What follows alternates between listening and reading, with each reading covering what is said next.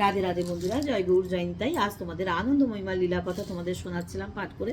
যতটা পাঠ করে শোনাচ্ছিলাম তার পরবর্তী অংশ থেকে পাঠ করে শোনাবো। তোমরা শুনতে থাকো, আশা করি তোমাদের সকলের ভালো লাগবে। রাত্রে নির্দিষ্ট সময় মা আনন্দময়ী পুজোয় বসলেন। ভক্তগণ সমাগত হয়ে পরম শ্রদ্ধার সঙ্গে মায়ের পূজা করার ভঙ্গিমা দর্শন করতে লাগলেন। বেশ কিছুক্ষণ এভাবে চলল। এরপর ক্রমশ মায়ের মুখ যেন কোনো এক দৈবী আবেশ সমুজ্জ্বল হয়ে উঠল। কিছুক্ষণ পরে তিনি বাবা ভোলানাথকে বললেন, এ শরীরটা নিজের আসনে যেতে চাইছে, তুমি এখন পুজো করো। বাবা ভোলানাথ পুজোয় বসলেন। এরপর মা আনন্দময়ী কালী মূর্তির পাশে দাঁড়িয়ে অট্টহাস্য করতে করতে মাটিতে বসে পড়লেন। এ সময় ভক্তগণ পরম বিস্ময় লক্ষ্য করলেন যে কালী মূর্তি ও আনন্দময়ী মায়ের মূর্তি অভিন্ন হয়ে প্রকাশ পাচ্ছে। তখন বাবা ভোলানাথ বিমোহিত হয়ে মা মা বলে উচ্চ রবে ডাকতে লাগলেন। শেষে তিনি কালী প্রতিমা ও আনন্দময়ী মাতাকে একসঙ্গে পুজো করলেন। এভাবে আনন্দময়ী মাতা কালী রূপে ভক্তগণের কাছে নিজের পূজা নিজেই গ্রহণ করলেন। এদিকে বিশিষ্ট ভক্ত বৃন্দাবন চন্দ্র বসাক অজ্ঞান অবস্থায় নিকটে পড়ে গিয়েছিলেন। সবার দৃষ্টি তখন তার উপর পড়ল।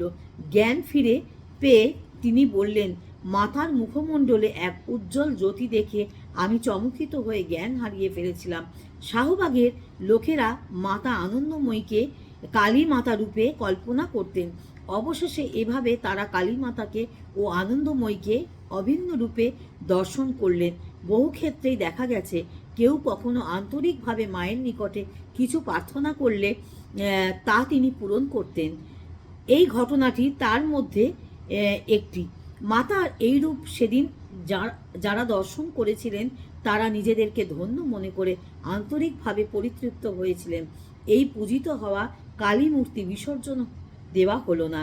নিয়মিত তার পূজা অর্চনা চলত। এর কিছুদিন পরের ঘটনা। আনন্দময়ী মা তখন কক্সবাজারে ছিলেন। একদিন সন্ধ্যায় তিনি ভক্ত ও সন্তান জ্যোতিষচন্দ্রের সঙ্গে সমুদ্র তীরে ঘুরে বেড়াচ্ছিলেন।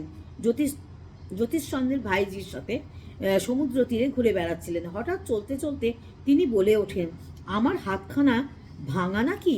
তোমরা দেখো, উহা ভাঙতে পারে। মাতা কারণ ছাড়া কোনো কথা বলতেন না। তিনি ভাবের ঘোরেও অনেক কথাই বলে দিতেন, কিন্তু তাহারও কোনো না কোনো অর্থ অন্তর্হিত ভাব থাকত। পরে শাহবাগে গিয়ে জানা গেল ঠিক সেই রাত্রে সেই কালী মূর্তির হাত ভেঙে চোরে গহনা অপহরণ করেছিল।